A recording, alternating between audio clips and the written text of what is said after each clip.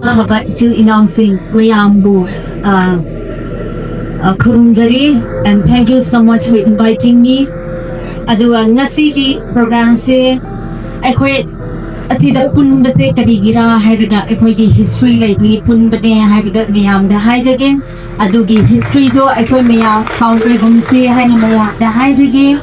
aikoi na angang oiva singna aikoi gi mathangi generation singna aikoi gi history do paraga aikoi gi history di nungsi na ba gi mari do tat haloi se haibda mayam da haidage aikoi gi brotherhood aikoi gi sisterhood aikoi gi solidarity do nasi dagi hauraga lakadaba generation lakadaba future sidasu aikoi gi nungsi na ba gi thona do pangal do nasi dagi hauna lay min na se haibda ai dum haibda dage nati thanga do ba mai sina aikoi gi mari se katmunga oi hala se haibda su haijage aduga aina haiming se Hanagi aikoi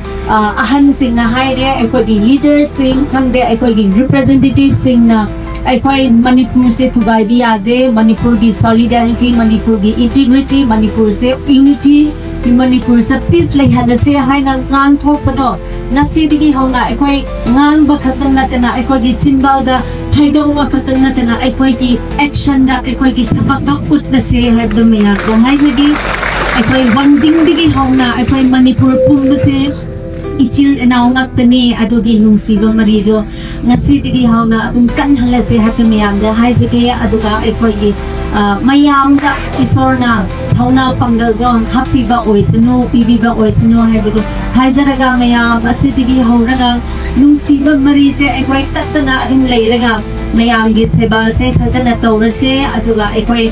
wangang sangang da khatana taba aikoi gi